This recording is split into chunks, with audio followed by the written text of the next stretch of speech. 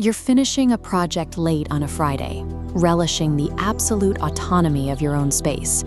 Then your phone lights up with a text from someone you've been dating. They're asking about your day and offering to bring you coffee tomorrow morning. In response, you feel a sudden physical jolt, and you slam the laptop shut to make the feeling go away. We're taught to celebrate this level of self-sufficiency.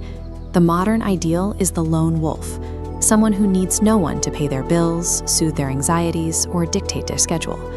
You've mastered the art of being your own hero in a perfectly curated universe. But the offer of coffee doesn't feel like a gesture of care. As you read the message, your chest tightens, your heart rate spikes, and a cold sweat breaks out on your neck. To your nervous system, a building intimacy feels like an aggressive invasion of a deeply protected sanctuary. You tell yourself you just value your freedom too much to be tied down.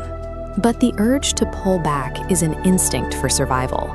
Before you can logically process the text, your brain has already hit a silent alarm, treating a simple act of kindness as a threat to your existence. You pride yourself on the fact that you can handle a medical emergency or a financial crisis completely on your own. You've built an impenetrable psychological fortress. But while you're busy maintaining the armor, you're also aggressively holding the door shut against anyone trying to get close. You justify the isolation by looking for microscopic flaws in the other person. You convince yourself they're becoming clingy or trying to cross your boundaries. It's easier to label a relationship as an exhausting distraction than to admit how much the knocking at the door terrifies you. The self-sufficiency you built to prevent yourself from being hurt has evolved into a solitary confinement cell. You are safe, but you are also permanently trapped inside your own defenses. This extreme independence is a specialized survival mechanism. It was programmed by an environment that taught you a specific lesson. Relying on other human beings is dangerous. This blueprint is usually written in the past.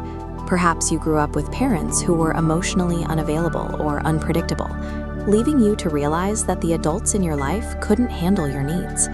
Or maybe a past partner used your vulnerability as a weapon before abandoning you. In those moments, your brain calculated a way to survive. It decided placing your well-being in another's hands is a liability. Vulnerability became an invitation for destruction. So you equated autonomy with perfect safety. This shield protected you from heartbreak, but the shield you needed then is preventing the life you want now. The same tool that guaranteed your survival in the past is the primary obstacle to your connection in the present. This is the independence paradox.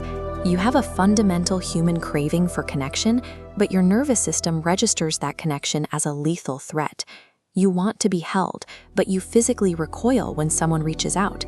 When someone tries to move past the superficial or asks you to rely on them, they trigger those buried memories.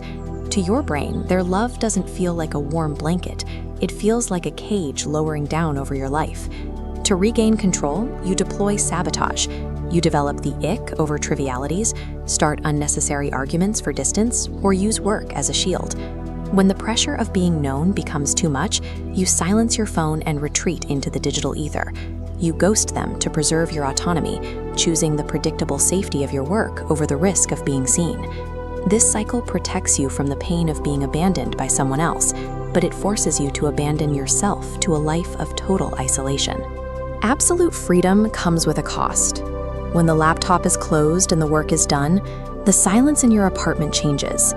You have successfully avoided the risk of being hurt, but you've also removed the possibility of being understood. You have no one to share your victories with, and no one to mirror your humanity back to you. When the anxiety creeps in at 3 a.m, the walls of your fortress offer no comfort. The autonomy you are clinging to isn't actually freedom. It is a rigid, psychological prison dictated by the people who hurt you in the past. You are still letting your trauma make your decisions. You've just given that trauma a new name.